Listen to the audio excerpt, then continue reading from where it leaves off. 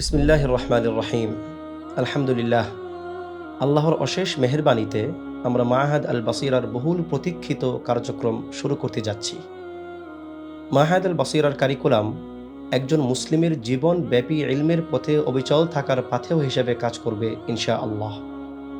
আমরা আমাদের সন্তানদের শিক্ষাজীবন কেবল সেকেন্ডারি, হায়ার সেকেন্ডারি বা ইউনিভার্সিটি অথবা শুধু সার্টিফিকেট অর্জনের মধ্যে সীমাবদ্ধ না রেখে তাদেরকে আরও উঁচুতে নিয়ে যেতে চাই।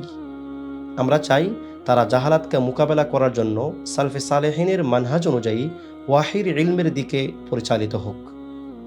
ইলম এক মহাসমুদ্র। এই সমুদ্রে নামার আগে প্রারম্ভিক কিছু সম্বল একজন তালেবে ইলমের জন্য অত্যন্ত জরুরি।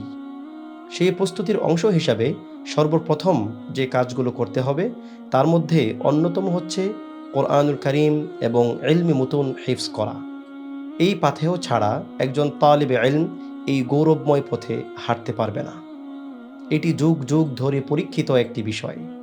তাই মাআহাদ আল বাসিরাতে আমরা কোরআনুল কারীম হিফজের পাশাপাশি হাদিস ও ইলমি মুতুন হিফজের ব্যবস্থাপনাও রেখেছি। অনেকের মনে প্রশ্ন আসতে পারে, আমরা মুতুন হিফজের ব্যাপারে কেন এত গুরুত্ব দিচ্ছি? এর অন্যতম বড় কারণ হচ্ছে প্রয়োজনের মুহূর্তে ইলমকে ব্যবহার করতে পারা।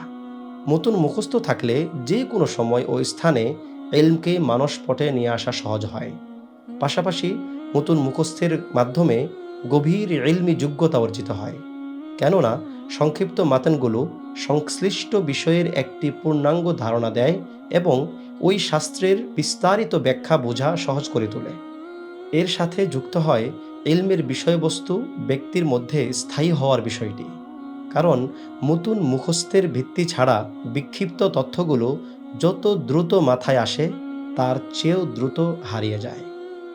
হিফজি হচ্ছে ইলম। এই মূলনীতি মেনেই আমাদের সালাফগণ ইলমের মহাসমুদ্রে ঝাঁপ দিয়েছেন।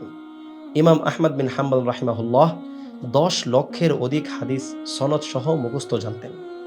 ইমাম বুখারীর 6 লক্ষের অধিক হাদিস মুখস্থ ছিল। ইমাম মুসলিমের কয়েক লক্ষ হাদিস মুখস্থ ছিল। এরকম আরও অসংখ্য উলামাগণ ইলমের এই ঝান্ডা বয়ে বেরিয়েছেন হিফজের উপর ভর করে। আল্লাহ তাদের সবাইকে রহম করুন।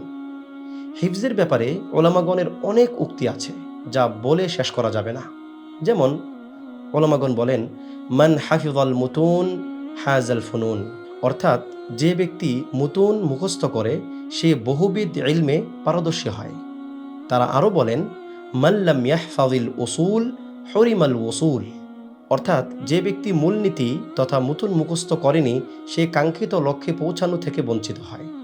শেখ মুহাম্মদ বিন আলী আর রাহবি রাহিমাহুল্লাহ তার বিখ্যাত কাসিদা আর রাহবিয়াতে বলেন, ইহফাজ ফাকুল্লু হাফিজিন ইমামু, তুমি মুখস্থ করো, কেননা প্রতিটি মুখস্থকারী ব্যক্তি জ্ঞানের ইমাম। সুতরাং প্রজ্ঞাবান ও দক্ষ আলেম হওয়ার প্রথম স্তম্ভই হল ইলমি মুতুন মুখস্থ করা। যে ব্যক্তি তা সঠিকভাবে আয়ত্ত করে অভিজ্ঞ মাশায়েখের সংস্পর্শে থেকে এর ব্যাখ্যা গ্রহণ করল, সে মূলত নিজেকে জ্ঞানে সুপ্রতিষ্ঠিত ব্যক্তিদের কাতারে সামিল করার প্রথম ধাপে পা রাখল। তাই একজন তালিবে ইলমের জন্য প্রাথমিক জরুরি কাজ হচ্ছে ইলমের মৌলিক উসুল তথা মূলনীতিগুলো মুখস্থ করা, যেন তার উপর ভিত্তি করে ইলমি ইমারত গড়ে উঠতে পারে। তাই আমরা শুরুটা করব সংক্ষিপ্ত মুতুন বা মূল গ্রন্থ মুখস্থ করানোর মধ্য দিয়ে। পরবর্তীতে ধারাবাহিকভাবে বড় বড় হাদিসের কিতাবগুলো আসবে ইনশাআল্লাহ। মুতুন হিফজ ভিত্তিক ইলম অর্জনের এই ধারাবাহিকতা নতুন কোনো বিষয় নয়, আর এটি ইতিহাসে কখনো থেমেও যায়নি।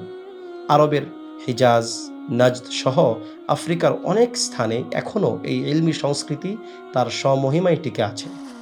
বিশেষ করে নাজদের আল কাসিম অঞ্চলস্থ বোরাইদা, উনাইজা সহ আশেপাশের অঞ্চলে অসংখ্য তালিবুল ইলম ও উলামা এই পদ্ধতিতেই গড়ে উঠেছেন। এই অঞ্চলের অভিজ্ঞ উলামাগণের দিক নির্দেশনা অনুযায়ী এবং একই পদ্ধতিতে মাআহাদ আল বাসিরার শিক্ষা কার্যক্রম পরিচালিত হতে যাচ্ছে ইনশাআল্লাহ।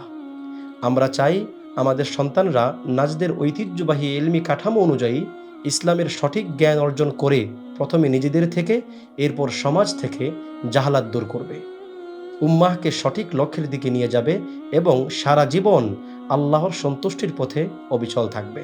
পাশাপাশি আধুনিক শিক্ষায় শিক্ষিত হয়ে বিশ্বমানের উৎকর্ষতা অর্জন করে নিজেদের আলোকিত ভবিষ্যৎ গড়বে ইনশাআল্লাহ। এই মহান উদ্দেশ্যকে সামনে রেখেই মাহাদ আল বাসিরাহ তার কার্যক্রম শুরু করতে যাচ্ছে। মহান আল্লাহ তৌফিক দাতা। এই লক্ষ্য বাস্তবায়নে শিক্ষক, ম্যানেজমেন্ট ও অভিভাবক সহ সকলকে একসঙ্গে কাজ করার ব্যাপারে যত্নশীল হবার আহ্বান জানাচ্ছি।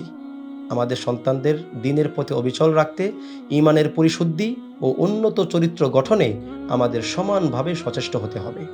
এটি কেবল একটি প্রচলিত শিক্ষা কার্যক্রম নয়, বরং একটি বিশেষ তারবিয়াহ ভিত্তিক উদ্যোগ। আল্লাহ সুবহানাহু ওয়া তাআলা আমাদের সবাইকে উপকারী ইলম ও সৎ আমল করার তৌফিক দান করুন। আমিন।